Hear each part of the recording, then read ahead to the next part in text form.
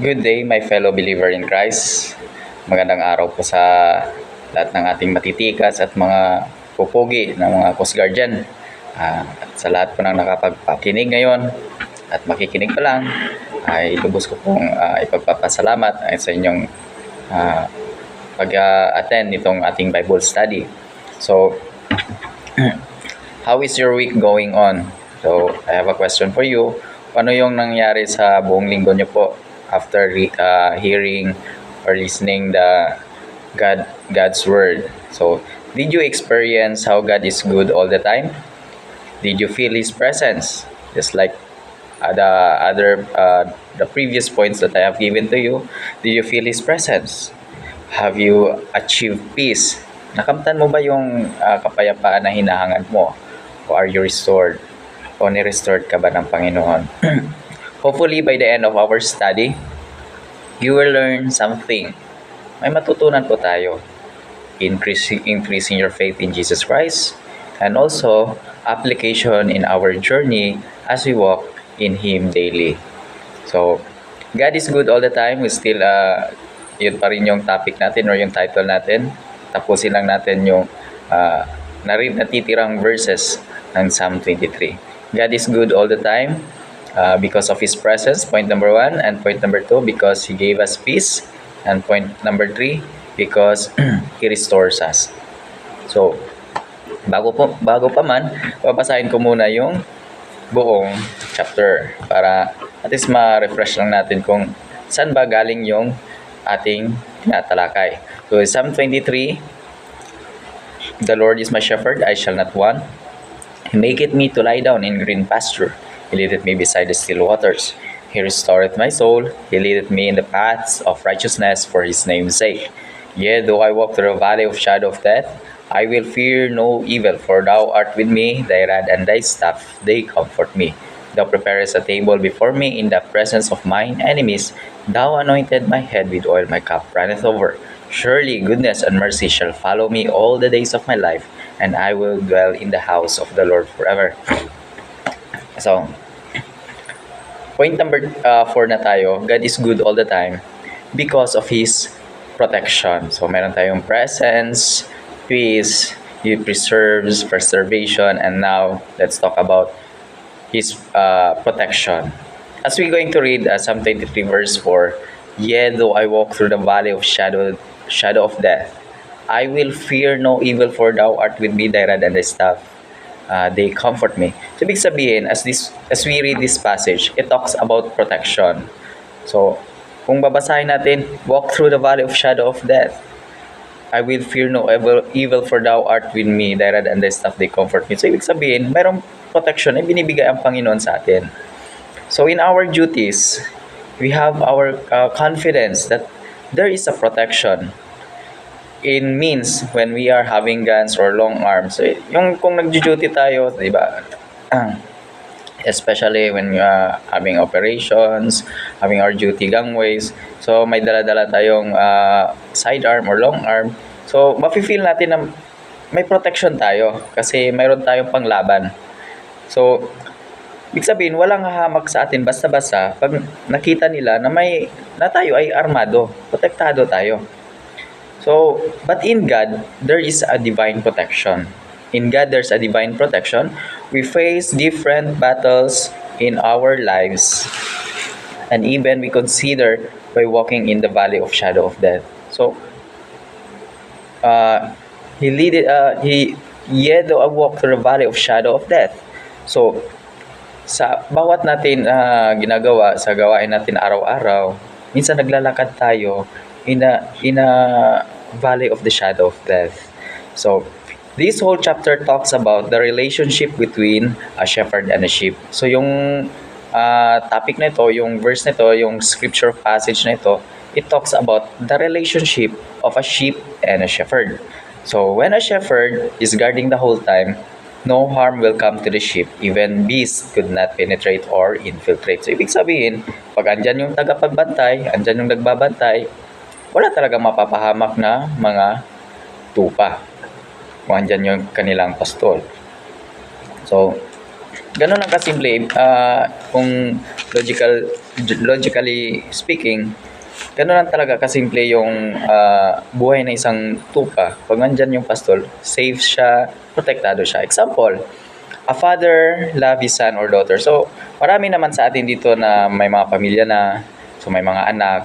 So, we will not let anything happens to our daughter, to our sons, our children. So, ganun lang yung relationship ng shepherd at saka sheep. Ibig sabihin, a father and a children relationship. So, hindi natin yan hayaan na may lamok na dumapo dyan. Kasi, matatakot tayo magkakasakit yung ating mga anak. So, ibig sabihin, protektado, dapat mafe-feel ng ating anak na may yung protection na binibigay natin sa kanila. And that is just how God gave us protection, especially when we already believe in Him. So, ang promise ng Panginoon, as long as you are already saved, bibigyan ka ng protection ng Panginoon. So, ganon din yung, especially sa mga yung nagbo-boyfriend, girlfriend ngayon, nagjojowa. So yung the first stage of yung pangliligaw pa lang, yung parang gusto mo siyang protektahan sa lahat ng anumang bagay, konting paso lang, o anong nangyari sa iyo, yung pa-sweet na lahat na lang gagawin natin para hindi sila masaktan, protektado sila. So that is another example kung paano yung protection na binibigay natin sa kanila. So, alam mo ba ang pangako ng Panginoon?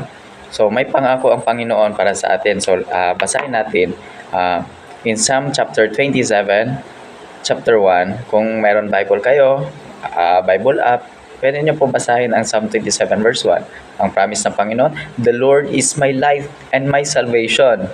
So, siya yung ating ilaw at siya yung ang ating kaligtasan. Whom shall I fear? Saan ba ako matatakot? The Lord is the strength of my life. Whom shall I be afraid? Ang Diyos ang yung kalakasan ko sa buong buhay ko. Bakit pa ba ako matatakot? So, yan yung promise ng Panginoon. As long as we're enduring with God, as long as andyan yung Panginoon sa atin, yung presence, andyan tayo, yung binibigyan niya, nagre-restore siya sa atin, binibigyan tayo ng peace, and also, He gave us protection. Wala tayong katatakutan, gawaan dyan ang protection ng Panginoon. So, balik tayo. Thy rod and thy staff, it is stated in the verse 4. So, thy rod and thy staff, they comfort me. So, ano ba yung thy rod and thy staff? Kung sa shepherd, tsaka sa sheep, yung rod o yung stick yan or tungkod, pwede yung pamalo basta stick na mataas. It is a tool for a shepherd to guide sheep not to be fallen to cliffs and protection to dangerous beasts. Ibig sabihin, yung tungkod na yun yung ginagawa niyang tool or special tool para i-guide, itatapik konti yung mga sheep para hindi mahulog doon sa bangin.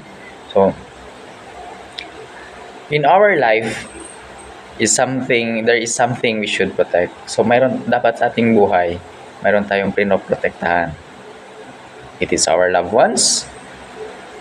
Also, our dignity as a human. But there is more greater. That is our relationship in God. Dapat protektahan natin yung relasyon natin sa Panginoon. Yes, tinanggap natin si Jesus Christ, our personal Savior. Tinanggap natin siya na yung natatanging nating Panginoon. So, dapat pangalagaan natin, protektahan natin yung relasyon natin sa Kanya. So, paano natin, in what ways, what means na para maprotektahan natin yung relasyon natin sa Panginoon? Let us avoid doing things na hindi naman katanggap-tanggap sa Panginoon. So, let us avoid things na yung nagagalit or nalulungkot yung Panginoon sa atin. So, have you not evaluate your life? Na-evaluate nyo ba or try to reminisce your life? Sometimes you are beaten. Yung minsan pinapalo tayo ng Panginoon. Bakit ba tayo pinapalo ng Panginoon? Because God loves us. He is only protecting us to direct our ways. So, madami na tayong napapanood dun sa mga movies na laging may mga some sort of phrasing na ginagawa ko lang naman to para protektahan kita. So that is also the same way how God loves us. Sometimes pinapalo tayo ng Diyos. Pinapalo tayo kasi mahal tayo ng Diyos. It is also just like a parental discipline. So yung parent-children relationship, walang mali sa pagdidisiplina sa ating mga anak, mga kapwa ko Kristiyano, sa mga nakikinig. Nasa Bible po ito. Walang mali sa pagdidisiplina sa ating anak, lalo yung pagpapalo natin sa kanila. Hindi po 'yon mali.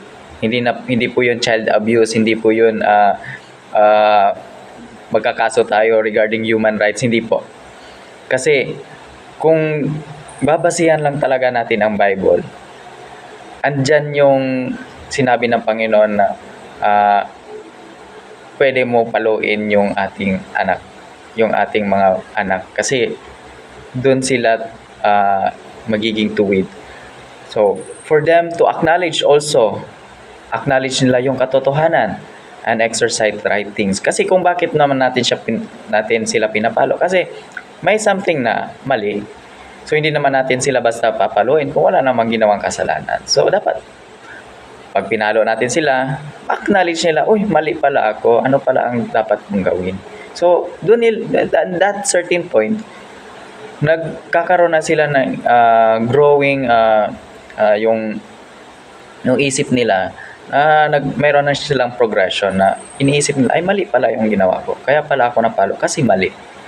So ano ba talaga yung ginawa kong mali? So in some things, naalaman niya mali siya. So dapat mali yun, gagawa na ako ng tama.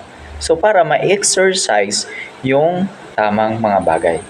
So diba, way back ng mga kabataan ko, lahat ng sulok ng aming bahay meron niyang pamalo. Kaya sobrang takot namin sa aming mga magulang. So kung konting pagkakamali, palo ka agad. Konti na lang, parang nagiging tako na yung mga palo doon sa aming mga binti, sa aming paa. So we consider it a normal things before. Mapalo ka, okay lang. Kapag hindi ka napapalo, para kang weak ka na bata. Sa amin, before yung tawag nito, yung nagmamamalaki pa kami na, ay kami napalo kami na ganyan. So, that is the start of how you discipline your child. So, kung babasahin natin para I am transparent na nasa Bible talaga yung legal yung pagpapalo natin sa ating anak, kasi utos din yan ng Diyos. So in Proverbs 13 verse 24, babasahin ko. We're going to open my Bible. So if meron kayong Bible dyan, pwede nyo pong buksan yung Bible nyo po. In Proverbs 13 verse 24, ang sabi ng Panginoon dito,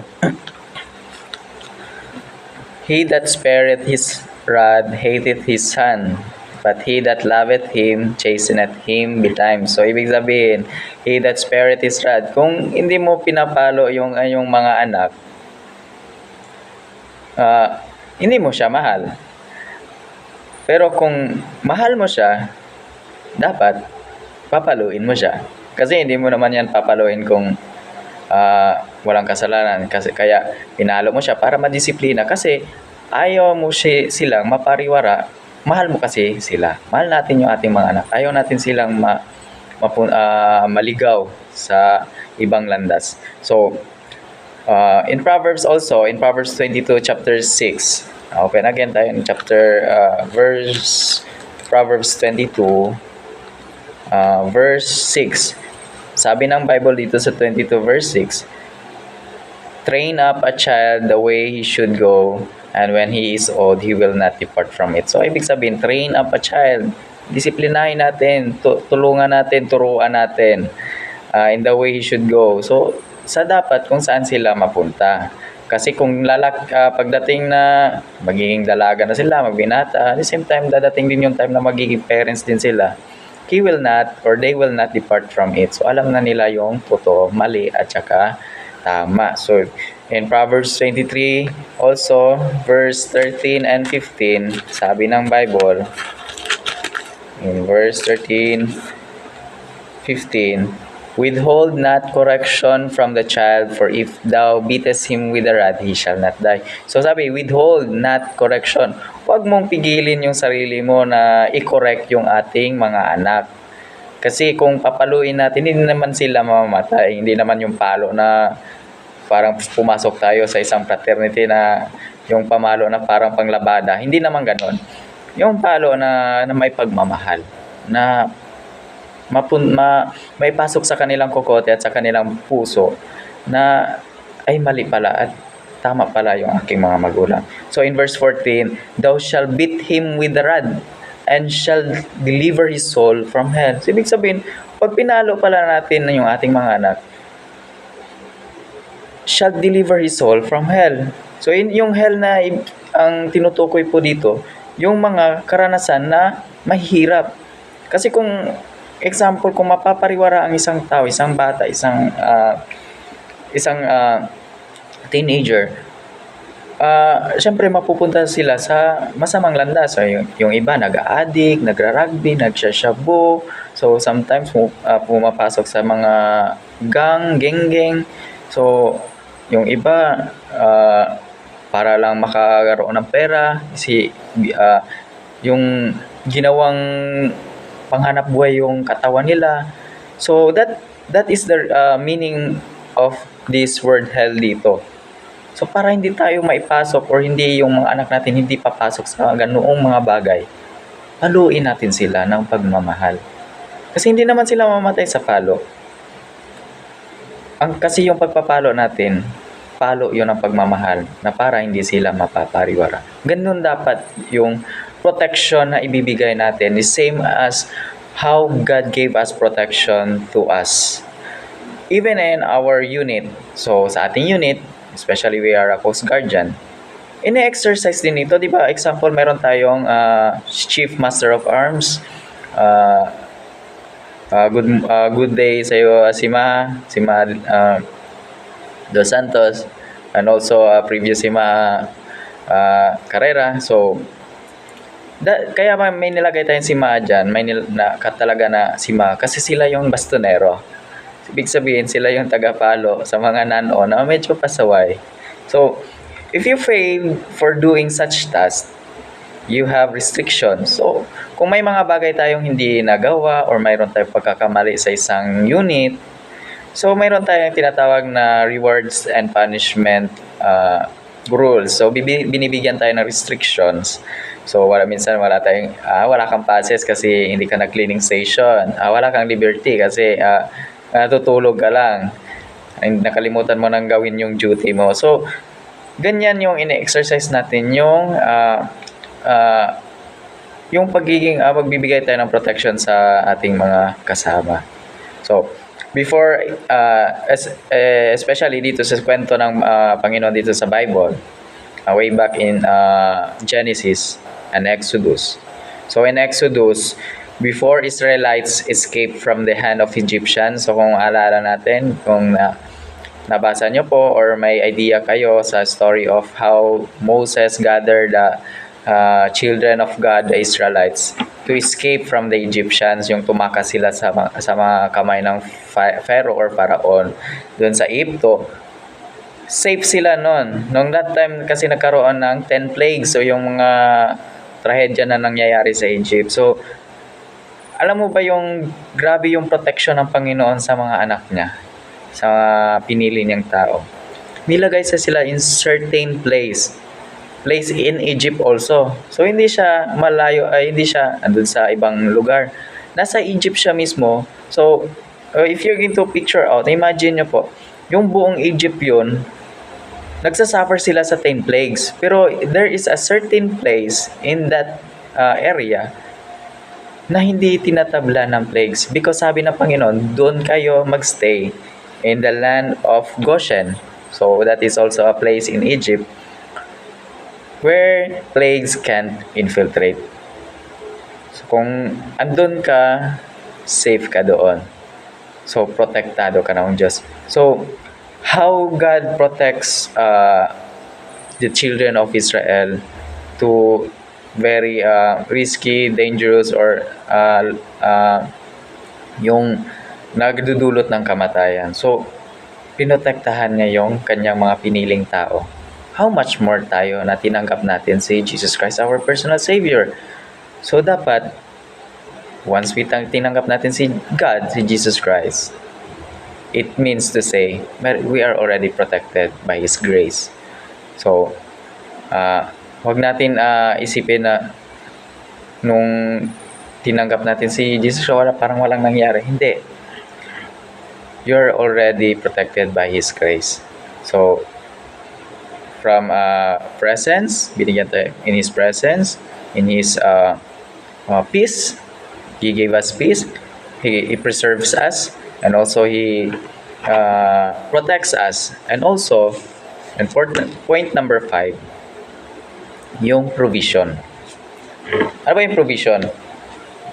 When we read Psalm 23 verse 5, in Psalm 23 verse 5, basahin natin ulit.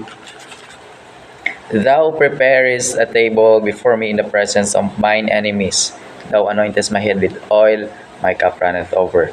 So, ibig sabihin, preparest or nag-prepare ng table before me. It talks about blessings. Yung mga blessings, mga biyaya na binigay sa atin ng Panginoon, yung mga provision. So, in the shepherd and sheep relationship, when a sheep is harmed or wounded, injured, the shepherd provides healing. So, inaakay agad yan ng shepherd. So, especially when we are torn or hurt, sometimes dadarating talaga sa buhay natin or yung sa punto ng buhay natin na parang nawawasak tayo, nasasaktan tayo. Pero at the end of that sufferings, ang Panginoon nagpo-provide yan ng yung kaligayahan. Paano siya nagpo-provide ng kaligayahan? Through blessings. Para mahilong yung lahat ng ating mga pagkawasak, na ating mga sakit na naramdaman dahil sa mga persecutions, lahat ng mga nangyayari sa ating buhay. Don't be dismayed if haven't achieved things you aim for. Huwag ka munang madismaya agad. Kung yung inaasam natin ng mga prayers, inaasam natin ng mga bagay, hindi natin nakukuha agad. Huwag ka madismaya. Sometimes God allows us to fail for the greater purpose and blessings. Kaya nga, huwag ka madismaya sa mga hindi natin nakukuha agad. Kasi, minsan kasi ang Panginoon, inaalaw lang niya na ma-challenge tayo. Kasi pinapatibay niya yung sarili natin. And yung sarili natin, pinapatibay niya. Para maging prepare tayo for the best and for the best gift na ibibigay niya sa atin. May purpose ang lahat po under sa Panginoon. So, trust His process. All we need is to seek Him first. So, pagtiwalaan lang natin ang Panginoon sa mga bagay-bagay na binibigay, iniludulot niya sa atin. Pag wala ka namang ginagawang mali, continue lang. Kasi pag nanunungkulan ka sa Diyos, you're doing service with God, there's a blessing in it.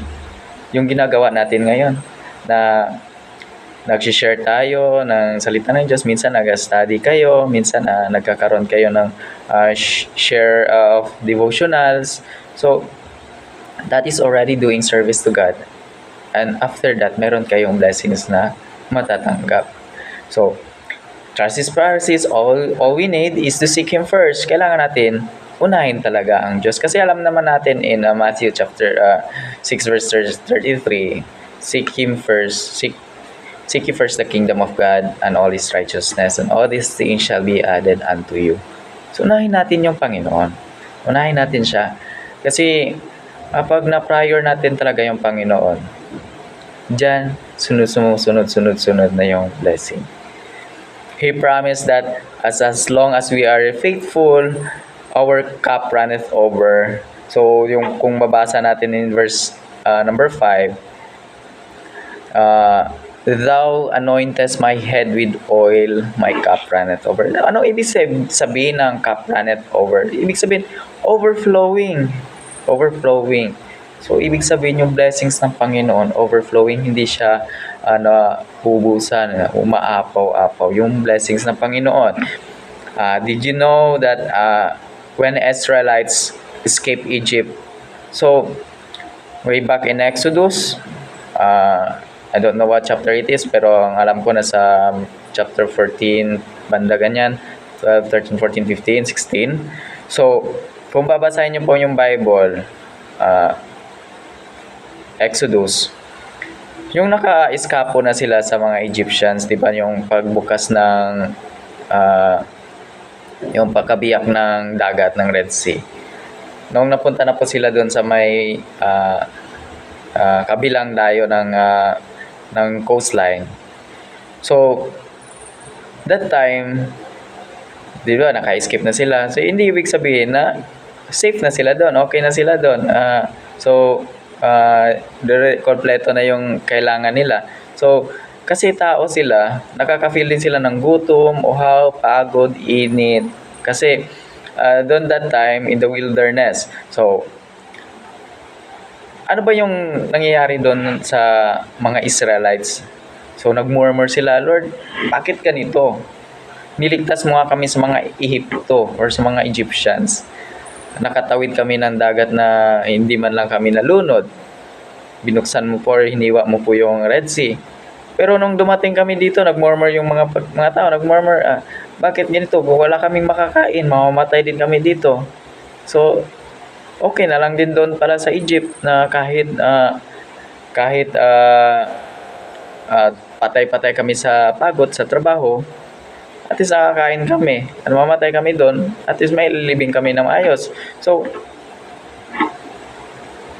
how kuan yung tao na hindi kontento? Hindi nila pinagkakatiwalaan yung Panginoon kung paano siya magbibiyaya sa atin.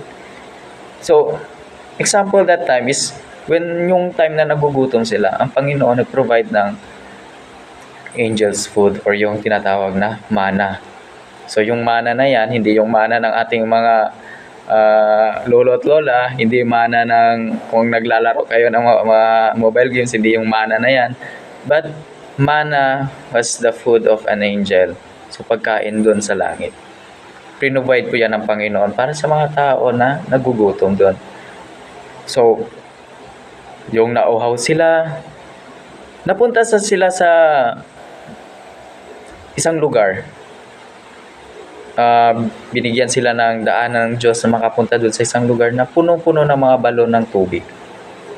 At the same time, yung time na nauhaw sila ulit, gusto nila uminom, sinabi ng Panginoon na kay Moses na bulungan niyo yung bato para magkaroon ito ng tubig. But instead, Moses smote the stone, tapos nahati yung bato, tapos nagkaroon ng tubig para makainom yung mga Israelites. So when they're escaping or they're walking in the wilderness, so expect yung wilderness sa atin, iba yung wilderness dito. Kagubatan yung wilderness natin dito sa Pilipinas kasi we are living in a tropical country. Pero yung wilderness doon sa Israelites, yung galing kang Egypt papuntang Israelites, or yung Israel, or yung Canaan, the land of promise. Disyerto po yun. So, when you talk disyerto, pag umaga, sobrang init po yan. At the same time, kung darating naman yung gabi, sobrang lamig din po ng disyerto. So, that is the wilderness. So, ano ba yung ma-experience natin doon? Sobrang init at sobrang lamig. So, but when God is still providing, He has this provision. God gave the children of Israel the pillar of clouds. Yung pillar of clouds na yun, laging nakasunod yun kung saan napupunta yung mga Israelita. Sila naglalakad sa wilderness, nakasunod, parang payong yun na nakasubaybay sa kanila para mas meron silang silong or lilim. So, pagdating naman ng gabi, binigyan naman ng Panginoon ang mga Israelita ng pillar of fire. Ano yung pillar of fire? Nagsisilbing liwanag doon sa dilim ng wilderness or yung sa disyerto. The same time, nagbibigay ng init or warm sa mga tao para hindi sila mamamatay sa sobrang lamig. So, minsan kasi, sa atin, buhay ng isang tao. Minsan kasi, sadyang naging bulag tayo sa mga biyaya ng Panginoon sa atin. Minsan, hindi natin nakikita kung paano tayo binibiyayaan ng Panginoon. Simpleng pagising pa lang natin sa umaga. Biyaya na po yan ng Diyos. Kasi sa isang iglap, pwede tayong Pwede tayong kunin na. Pwede dyan na lang yung end of the line po, nyo po. So, dapat maging grateful tayo sa Panginoon. In a simple way, nakakapaglakad tayo ng maayos. Yung iba nga, walang paa. Yung iba, hindi makalakad. Nagwi-wheelchair. So, pasalamat tayo, nakakalakad tayo, nakakapag-jogging, nakakatakbo. Let us enjoy the blessings of God. Yung iba, hindi nga nakakakita, bulag. Let us be grateful to God na kahit na tayo ay nakakita tayo, nakakakinig tayo. So, kasi kung isipin mo, yung iba, yung hindi nakakakinig, tapos at the same time, hindi rin nakakapagsalita yung mga deaf at saka mute people. Ang hirap ng buhay nila, they're living through sign language. Kaya nandun yung heart ko na mag-preach sa kanila through sign language, communicate sa kanila kasi meron din silang tinatawag na kaluluwa. So when we are having the blessing of having the completeness na binigay sa atin ng Panginoon, i-share natin yung blessing na yan dun sa mga incomplete na mga tao. Mag-share tayo ng blessings. Not just lagi tayong hingi ng blessing sa Panginoon, magbigay din tayo. Mag-withdraw din tayo para sa iba. Kasi laging tinuturo ng Panginoon sa atin na ilang beses na binigay sa atin ng Panginoon, lagi tayong mag-share ng blessing, especially dun sa mga mahihirap. So what is the greatest provision that God has given to us? That is the salvation. Salvation na binigay sa atin ng Panginoong Hesus Kristo doon sa krus. So, not just provision but also in Psalms chapter 23 verse 6, surely goodness and mercy shall follow me all the days of my life and I will dwell in the house of the Lord. It really speaks about promise. May promise ang Panginoon sa atin. Surely means absolute certainty. Yung surely, pag sinabi ng Panginoon dyan sa Bible, surely, certainty. So sure na sure yan. Not hope but fact. Hindi siya yung hope inaasam but it is fact. Ano ba yung fact? It is truth. He promised us heaven when we have faith in Him. So, tinanggap natin yung Panginoon sa ating puso kasi may promise yung Panginoon na hindi tayo mapupunta doon sa impyerno, which tayo ay mapupunta doon sa langit kung saan yung promise ng Panginoon sa atin. His constant love towards us, yung promise niya, constant yung pagmamahal niya sa atin. So, ibig sabihin, unchanging. Hindi pa bago-bago yung pagmamahal ng Diyos sa atin. Unlike sa atin, bago-bago yung pagmamahal natin sa isang tao, sa kapwa natin. Depende sa mood natin. Sometimes depende sa mood. Depende sa kung anong situation natin ngayon. So, minsan pag nag-aaway kayo or hindi kayo magkaayos, nagkakaroon ng less yung love mo para sa Kanya. So, hindi perfect. Only God's love is perfect.